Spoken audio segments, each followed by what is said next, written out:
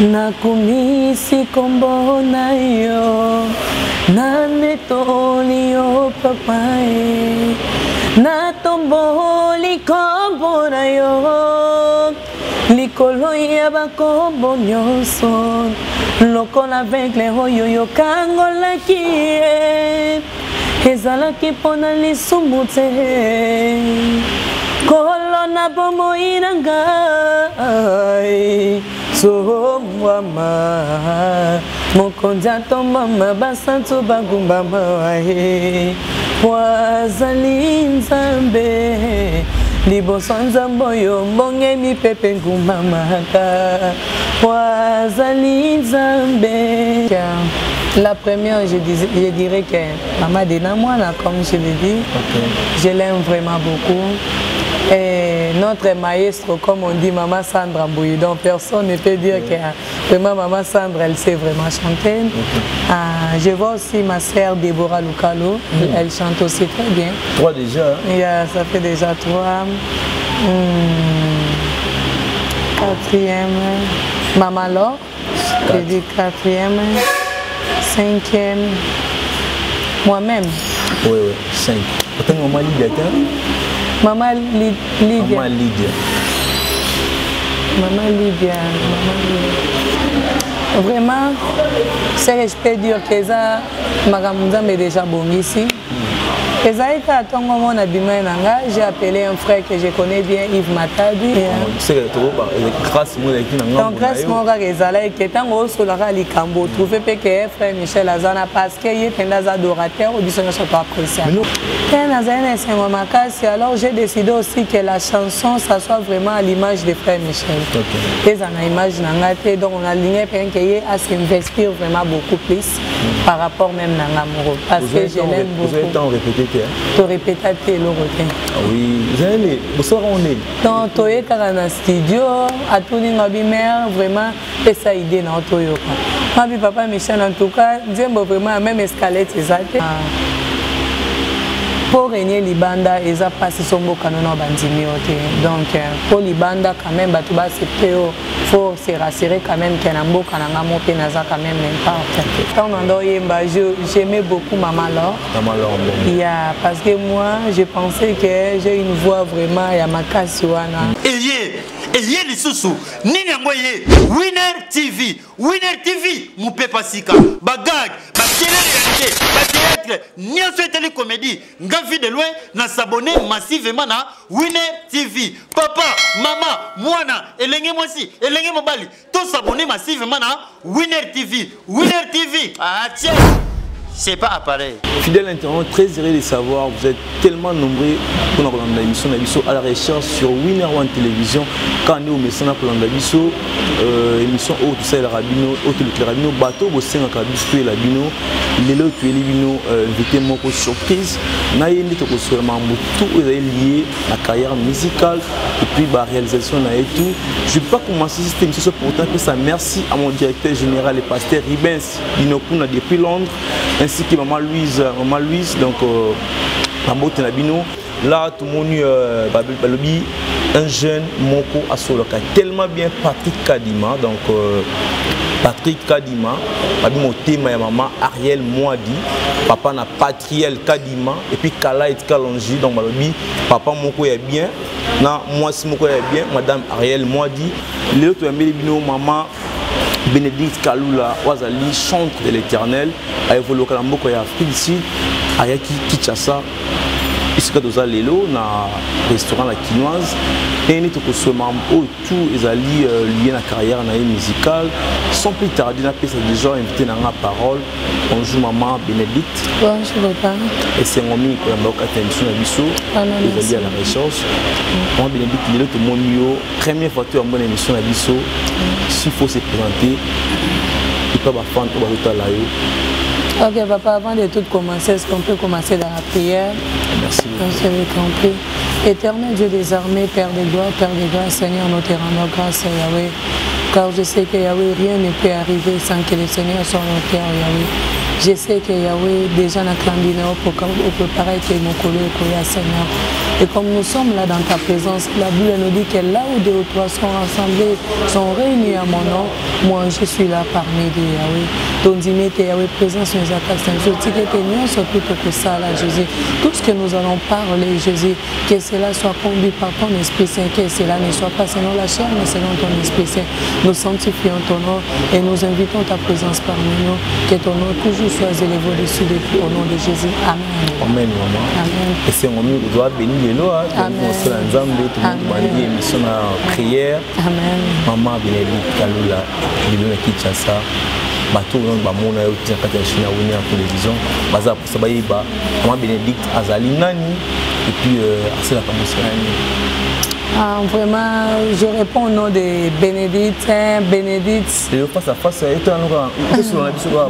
vraiment, je réponds au nom de Bénédicte. Bénédicte Kalula. Kalula, c'est le nom de mon mari. Moi, c'est Bénédicte Lubanga. Bénédicte Lubanga Kalula. Je me suis mariée. J'ai 14 ans de mariage avec 3 enfants. Ma première fille, c'est Abnel. Deuxième, c'est garçon Greslo. Troisième, c'est bébé Richel Kalula. Donc, le Seigneur m'a béni aussi avec les dons de la musique. À l'église, j'interprète, je prêche la parole, je modère, donc je suis aussi la présidente de la musique Cast for All Band. Donc je suis en train d'encadrer un peu de gens. Donc c'est ça, c'est... Sinon que vous êtes en séjour à Kinshasa. Donc vous avez presque ça va en haut, il faut se aller être la mission que non, ça va en haut, parce que monsieur oui, vraiment, il y a un qui n'a visite donc pour promouvoir aussi les singles que donc comment la mission donc oui papa donc nazo vivre en Afrique du Sud, je me suis mariée dans mobalo avec mi balignon sur la monde na beauté papa Abibon Kalula donc Pambote Bélé, chérie, je t'aime beaucoup, vraiment. Donc, on a vécu en Afrique du Sud. J'ai fait 16 ans en Afrique du Sud. Alors, après 18 ans, parce que j'ai quitté le Congo en année 2004. Na Kenda Angola, j'ai fait 2 ans. 2 ans après, na Afrique du Sud, j'ai fait 16 ans en Afrique du Sud. Donc, total, c'est 18 ans. Mais dans zone Sumboka, vraiment pour nous. D'accord, le zone Mboka, nous zone Mboka nous bimarati. Vraiment. Tant soit bimaki, bimaki Bénédicte, mais le zone sert Bénédicte servant de l'Éternel. Donc si vous avez déjà ça, bon, il est aussi la carrière musicale, vous voyez bah, idée de poser aussi la musique ou tu as vraiment musique sans co-inventer donc. Nakolo banabotama na musique, c'est que je peux dire. Parce que si Otuninga Ajni na banda musique, je ne sais pas. Je ne sais pas. Je me suis seulement retrouvée dans la musique depuis que j'étais enfant. Na Congo, na ebike na yembaka par-ci par-là. Ma tante s'appelle Nelly Meta. Ande komemanga partout dans l'église. Au monde a déjà komelinga papier à Pessi na yemba. Donc, depuis que j'étais enfant, vraiment, moi-même, je ne me souviens plus. Professionnalisme, parce que autant carrière professionnelle, donc, on a bandé vraiment depuis 2016. On a pris la décision sur Coquet. On a quand même groupe Nanga. Vous avez 5 ans de carrière. Oui. On a le groupe Nanga. On a tout ce qu'il y a pour travailler. On a compris ma carrière solo. On a organisé un concert en 2016. Donc concert on a fait et Sunganga vraiment makasi. Après cela, on a côté studio, j'ai composé 4 chansons. Mais comme cela n'était pas le moment, mon mari a petit sangalingate qui a continué dans la musique, a lobby vraiment. Donc il a aussi que mariage comme un solide makasi parce qu'il dit que le monde d'Alibanda est un peu compliqué. À cause lâché au Karaboki après mariage nous a cassé donc non. C'est mais avant tout comment on s'il faut savoir déjà pour aider bah tout va être la vie sur on va parler un peu plus sérieux. Oui on va koyemba. Idée on a parce que là il te benga quand on a des sortes de musique bon selon te benga quand biso to la musique chrétienne la musique profonde. Tout le monde a ba ndeko no msupe artiste féminine ou ba ça la plus ba carrière dans ngam no msupe de baka. Je dis Gouana et répondra à Nambo Lilo Oza. Gouana est une ligne. Pénine tout ça que Péno pour Nakaka. C'est la chante de l'Éternel. Bon, depuis que j'étais enfant, maman l'accent Ranzela Nzambe. Dans la messanie de l'église. Mon père a apôtre. Donc, mon a aussi dans la famille chrétienne. Donc, il dépendait que la musique mondaine est arrêtée. Intégration dans le temps au pony au sein de la musique chrétienne. Oui, au côté dans le monde, certes, bébé tout, il aura toujours difficile. S'il faut énumérer quelques difficultés au côté dans le parce que on va dire non, avec mon musique, oui, pour Yemba, oui, quelles sont les difficultés majeures au côté dans le temps qui chante, tant au côté qui monde la musique. Bon. Quand on a bandi carrière solo, on a coutani peine à difficulté ma caste parce que avant de commencer ma carrière solo, on a qui n'orchestre mon endroit travailler, moi va bien à cours des grands. Donc ce rôle qui on est le rôle qui na moto. Donc ce n'était pas facile pour moi. J'ai pleuré chaque jour parce que aux autres qui sous répétition, aux autres on a stress, aux autres qui donc j'étais quand même petite parmi les grands. Donc Mikolo on a pas ce espace qui facilité. Mikolo bazade basala ba carrière solo, basala déjà makambu yoskota ngozoya que moi no bima vraiment donc nazara vraiment un espace. Alors formanga esprit jusqu'à ce que quand on a commis sur sa carrière solo nazade na maîtrise belé, nazaki des expériences belé. Mais comment gérer les musiciens? Combien de temps dans le groupe?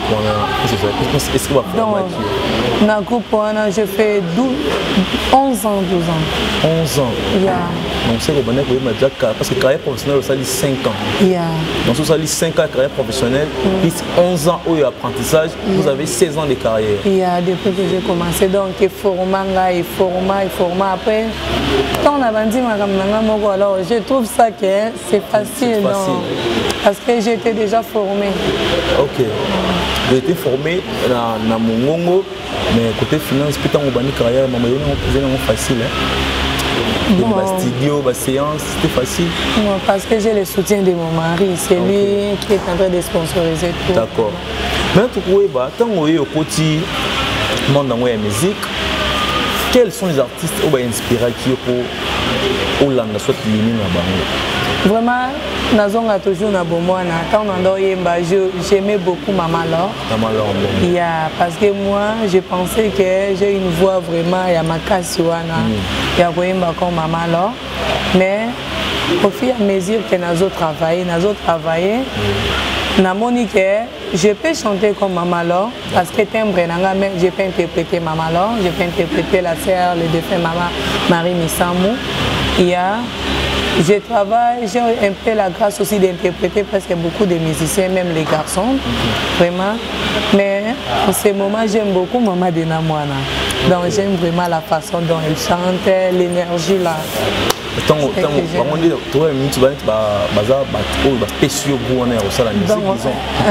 Surtout la sœur de Namwana, vraiment.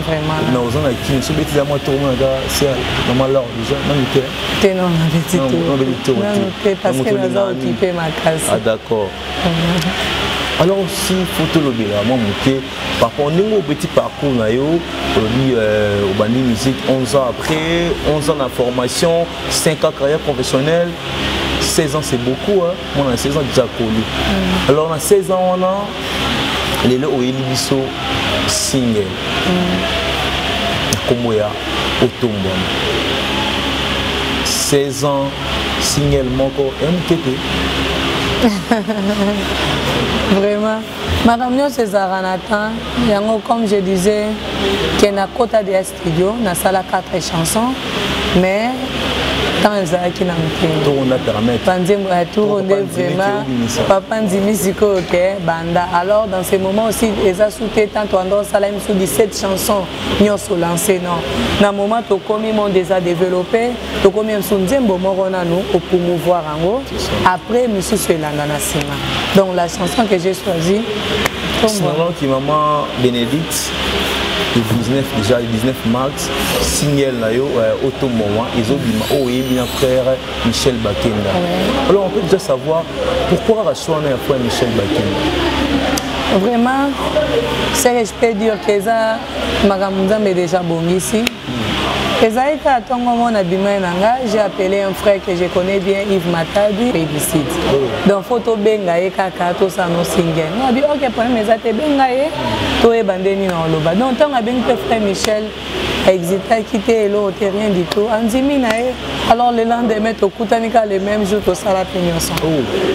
C'est grâce mon équipe na donc grâce mon gars ezala que tant au solara likambo trouver que frère Michel Azana parce que il est un adorateur au biso sur pas apprécier. Mais nous probé de biso tant mo bien un téléphone oui, aïe, vous sali programme, aïe dans studio.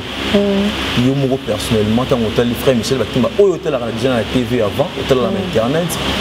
Au moni qui n'a projet dans moko frère Michel Andini aya et toi manayo. Tant on aura une nouvelle d'abord on a yo moko. C'est alors j'ai décidé aussi que la chanson ça soit vraiment à l'image de frère Michel. Et ça a image donc on a ligné à s'investir vraiment beaucoup plus par rapport même à l'amour parce que je l'aime beaucoup. Vous avez temps répété tu répétais le rotin. Oui, vous avez vous savez on est. Donc tu es dans le studio à tout le mère vraiment et ça idée dans Toyo. Papa Michel en tout cas j'aime vraiment même escalette exacte. Bon on meka oyoka idée nanga. Bon tant ayoki idée nanga liboso n'est pas bien à côté tout moins to modifier benga peine improviser. Donc à improviser qu'à sur les champs après tout ce qu'il faut arranger maintenant ça. Parce que si n'enga improviser qui bon vous êtes sûr que les au Robin c'est un concert à Imambo et Makia on va se interprétant parce que lui au travail était donc il est dans le studio à improviser. À improviser. Vous savez comment va risque moi que non vous en la production moi le bengue à la musique pour interpréter vraiment bon, à Rose en a mesure parce que Azapé n'a pas de et attend de Sili, en tout cas, il pas en a parlé déjà à Yokaka. Malgré la vidéo, c'est facile, tu as une improvisation, n'a qu'à répéter, mais ce n'était pas facile. Mais tant déjà ça donne un chant, donc je pense que. La difficulté pendant tant on a réalisation et signal, frère Michel a dit oui, avec une appétite pour bien qui a mais tu vois battre non c'est qu'on 100% réussite.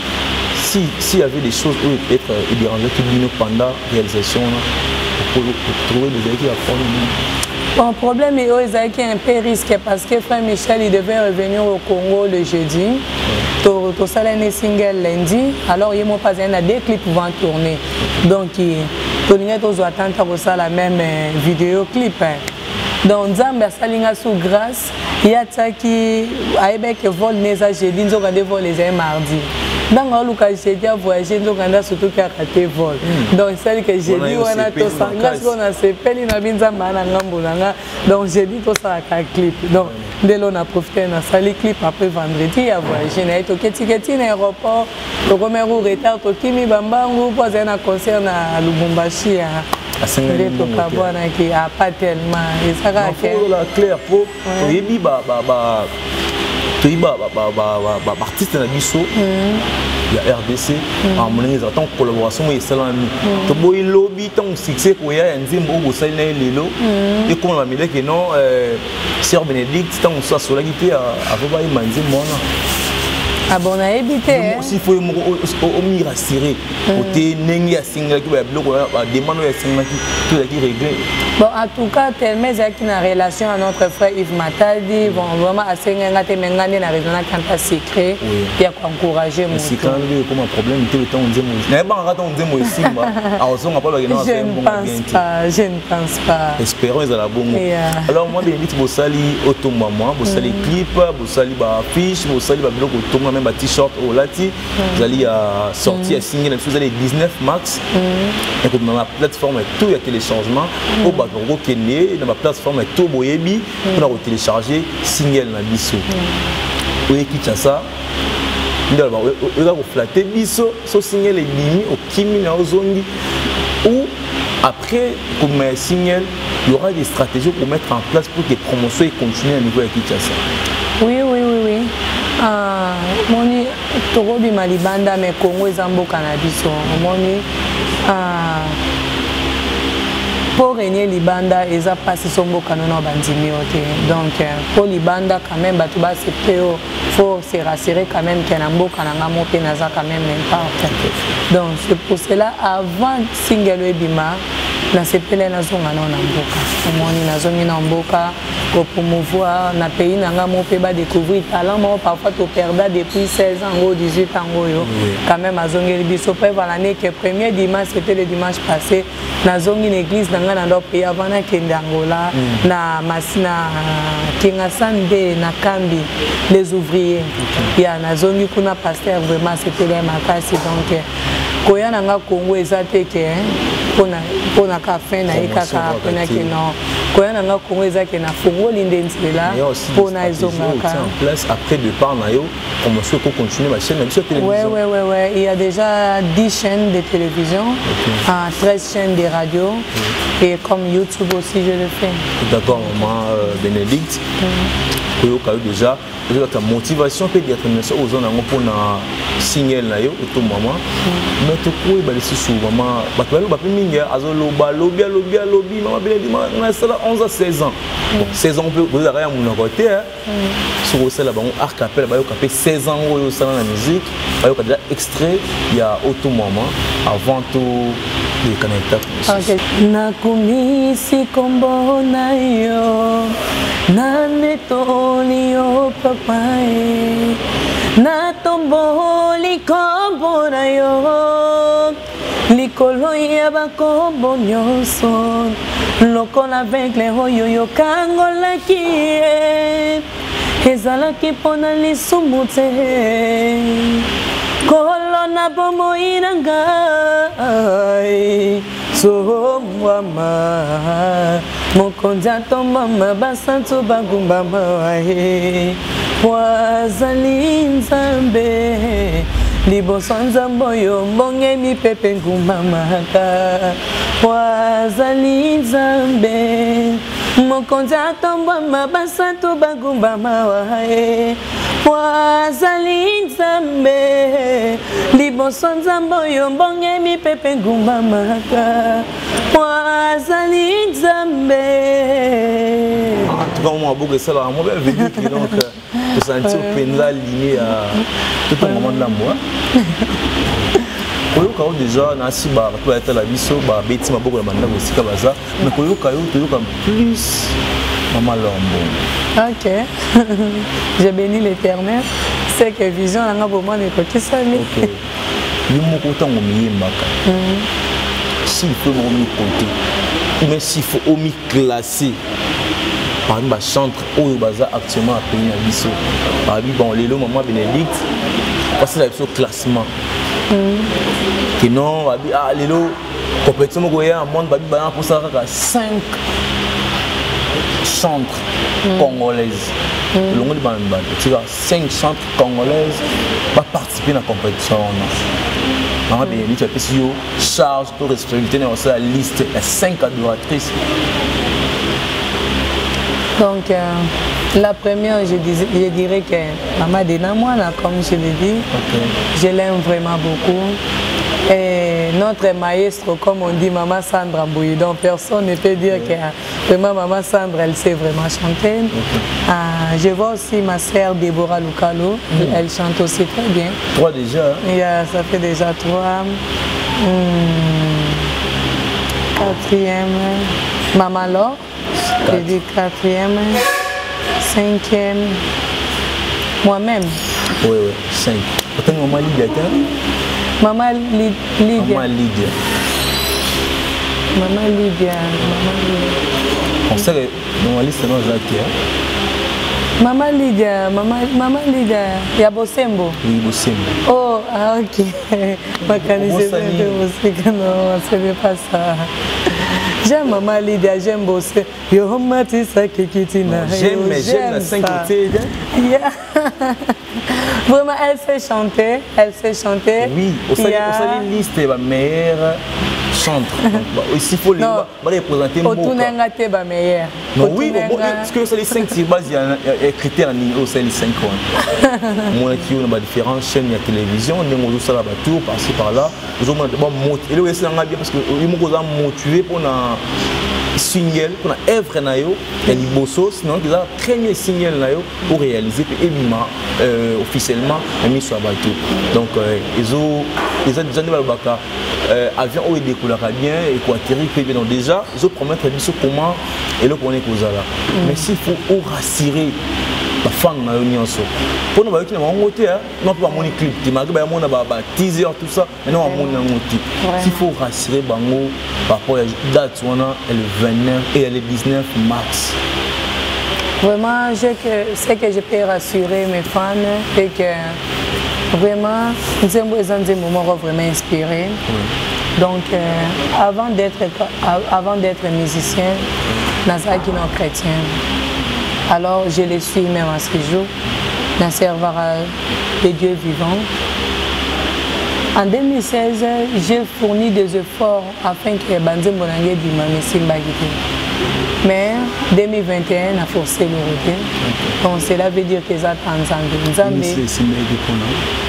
2016 Simbagite à cause de circonstances pendant les quand même de l'on a comment réfléchir na monique tant na cotisco na mondango na monisco que même single combien coûté nga ngamo bino 2016 il nous a peine la difficulté ma case donc il nous a été vraiment difficile la difficulté il nous a ma case donc tant nzambe au forcer le retour mon agnon ce qui me ma facilité ma case donc c'est que j'ai pas assuré mes fans Kenzembo vraiment et bénir Batebele et ça vraiment ce que j'aime dans ma vie. J'ai passé des moments difficiles dans ma vie. Ce que je suis aujourd'hui, c'est la grâce de Dieu. Donc, en tout cas, sujet de prière, sujet de prière, c'est rien que pour remercier Nzambe. Donc, vie n'est comme un peu plus que pour élever comme Nzambe, pour remercier comme la grandeur naïe. Au cours de maman Bénédicte composé 10 chansons, mais 10 chansons sont sur mon arana tombola na Nzambe. Donc, en tant que wap na zone mais but n'a rien pour élever Nzambe. Donc, on a eu quelle que soit la situation de Kanango, élever Nzambe longo na Nzembo. Anto zangi ya kolia, anto zangi ya komela. La Bible nous dit ceci. Donc, cherchez premièrement les royaumes et le reste vous sera donné. Donc, cela veut dire que tout le kingdom Nzambe, you seek first the kingdom of God, and then other things shall follow you behind. So you can't just focus about today I don't have what to eat, today I don't know what to do, today I don't know how I'm going to pay my rent. But what you must focus, let me first lift up the name of Jesus Christ and other things it shall come behind. Non. Donc tout élevé comme Nzambe ensemble. Comme je suis ici, au moins à Kenzembo et Bandi Malembe Mesuki Narobina MP parce que j'aime beaucoup danser. Okay. Vraiment, le 19 mars, c'est confirmé, sortie officielle. Il y a le 19 mars, c'est confirmé audio. Sortie officielle, il y a audio. Donc, on va télécharger en audio. Après la semaine prochaine, vidéo. Maintenant, même si sortie ça audio le 19, quelles sont les stratégies pour mettre en place pour que les fans au Rwanda partout dans le monde star na bango, vedette na bango, artiste na bango balingaka mingi au promettre bango non seulement au promettre bango qui non et tu peux déjà bima mais tu sais vraiment une stratégie moi tout temps soit ba t-shirt soit ba képi on peut voir nini pour la journée on a le 19 donc c'est que j'ai prévu il y a beaucoup de képi il y a donc mutunyo ça on a besoin en grève de juillet OK vous voyez il y a beaucoup de képi mutunyo ça on a besoin vraiment. On a contacté notre manager dans ce moment, Papa Patrick Kadima, donc il est là en personne. Donc, on a chapeau pour nous partager. Donc, à un moment, on a qui n'a l'aura moupaya, nazo lukasuko yo. Donc, là, ce n'est pas aussi facile, ce n'est pas aussi facile. Donc, si j'étais en Afrique d'ici, je pourrais même organiser quelque chose, mais ici au Congo. Il n'y a pas de conférence de presse. Non.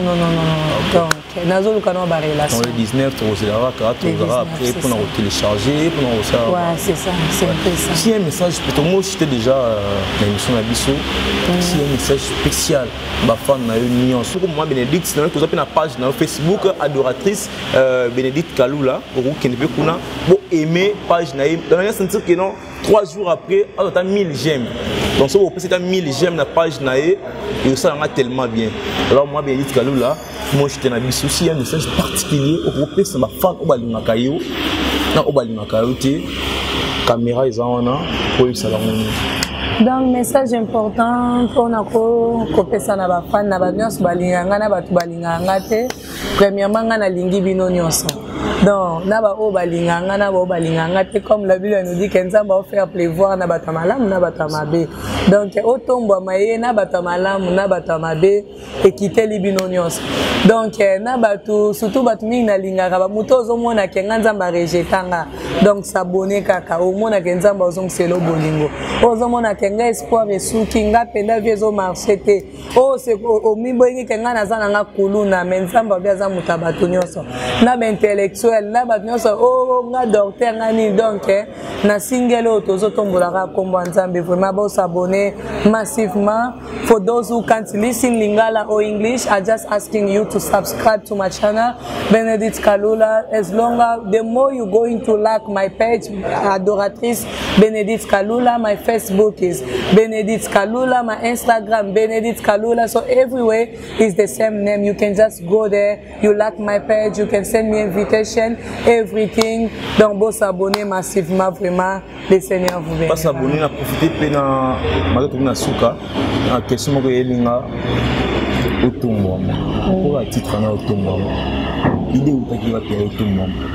Donc idée yango na hôtel de koloba. Donc idée zake nga na tombolaka komba nzambe. Donc dans ma vie na ba difficulté na leki nango na vie vraiment na monaka ke na souka ezaka ko tombola komba nzambe. OK. Sinon donc pour na ba anglais Winner One TV, donc bon s'abonner massivement vraiment, bon s'abonner, bon inviter batou vraiment ba ebele ba view et matali susu vraiment nzamba remarquer ko bénir binote vraiment nzamba pambola bino ebele amata volume ma bénédiction peut pas na bino. Merci merci beaucoup moi Bénédicte, j'ai tellement plaisir ko yamona kati ya chaîne na biso Winner One Télévision na émission na biso à la recherche na bitimo ba dédicace ezali bato ba spenakayo s'il faut aussi couper ça ba coordonnées. Soit tu es manager, soit tu es producteur, ou bateau rejoindre facilement. On a évité que la page, que les puis au qui vous signaler bah fan na ba coordonner puis si il y a des dédicaces, au cours dédicacer bateau ba na. OK, mon ça va avoir un besoin à trouver là. Les moyens les plus faciles, moi je trouve mieux parfois na Facebook nanga na Messenger. Montaro ko tindela nga message, naza toujours connecté et ça facile pour en répondre vraiment. Bon, bah dédicace nanga ezara ke na pesi premièrement nzambe merci na opportunité pesi biso tokutana parce que ceux qui étaient tokutana boyete gloire ezongela ka kombo na ya tomba malisusu na nyonso. Donc merci beaucoup à mon mari Abilon Kalula na confiance à pesinga ya otike na bana kokitati na pays Congo. Donc vraiment merci, que le Seigneur se souvienne de vous vraiment. Je remercie encore papa Patrick Kadima dans l'organisation nous sommes organisés pour tous ensemble. Mon papa spirituel Alain Sombele, maman Nelly, que le Seigneur vous bénisse. Je remercie aussi ma maman Deti Kaja, vraiment à vous tous, ma petite sœur Glody, Binene, Pastor Galor, Binene, donc vraiment merci beaucoup, Bénédicte. Merci à tout qui branché dans la chaîne de la télévision pour une émission à la recherche de combinaison de l'émission de Bisso. Des annoncés, ça pour tout ça. Merci à abonné fidèle au Bisso. Là, tout le monde un jeune Moko Asoloka tellement bien Patrick Kadima. Donc, Patrick Kadima, mon thème et maman Ariel Moadi, papa na Patriel Kadima et puis Kala et Kalonji. Donc, papa Moko est bien, na moi si Moko est bien, madame Ariel Moadi, Bana P est bien, Kala et puis Patriel. Bamote sika bozali to moni Guy Kalimba Patin Poutou Katiman Nyandabu Ani Kandele autrement dit Kanyama, donc famille Kaneki de la part il y a Patrick Kadima après Sibino Bamote belé partout dans la biso bo hésiter te comme la biso so c'est pas une émission bo benga biso so c'est pas normalement Bénédicte bo benga épée j'aime na bino na page naé ba Côté abonnement na bino na compte na YouTube et que c'est tellement important pour nous soutenir les artistes au nzambe ni apesi likaba ça musala. Donc meilleure façon de ko sunga ezali pour soutenir ba œuvre na sala le 19 tout ça va mobiliser tout ça accrocher na ba plateforme ni so pour na kozela sortie officielle il y a signal naé totumbama na conclure mission qui ça pourtant ça peut monter dans mon directeur général le pasteur Ribens depuis Londres maman Louise je vous salue maman Yomo Formose Babi Paris Londres et la Kayo donc maman Néné Malande la reine de Toulouse maman Emera Simbongo depuis Paris ba monter na pe ba lobi Livano Mondo les rois de Basuku na kata Grigny ba monter na belé Guy Mavé Kassouri et Parigo depuis Paris ba monter na yo la bonité mon ami personnel Soleil Papa de Paris ba monter na yo pe et sans oublier les amis de Didier Mbongo nyonso obolingaka biso obolingaka personnellement ba moti na bino l'équipe technique nous accompagner merci à la réalisation je vois là Laris Tona azo gérer éclairage donc équipe mobimba pesi ma moté comme ça nga azo bimananga l'autre no plateau bo tika ko sala bo yemba bato balingaka bino ba mona geno maman Bénédicte azaka mo lobité aza mo yembi pe sala biso bien amen komisi kombo na yo Netolio papa na tomboli kombo na yo likolo ya bakombo nyonso lokola aveugle oyo yokangolaki ezalaki mpona lisumu te kolona bomoi na ngai so mama mokonza tombama basantu bagumba mawaye wazali nzambe liboso nzambe oyo mbonge mipepe gumba maka wazali nzambe mokonza tombama basantu bagumba mawaye wazali nzambe liboso nzambe oyo mbonge mipepe gumba maka wazali nzambe liboso na yo mosusu te na nsima na yo mosusu te nani asalaka oyo yo loba soki olobi tolobi wi soki oboyi balobi nononono nani aboya oyo yawe oloba soki olaki nasimbi yango soki ozelisinga naza pasia oyo nde nzambe nga nalingawa mokonzi atombama basantu bagumba mawaye wazali nzambe liboso nzambe oyo mbonge mipepe gumba maka wazali nzambe mokonzi atombama basantu bagumba mawaye wazali nzambe liboso nzambe oyo mbonge mipepe gumba maka wazali nzambe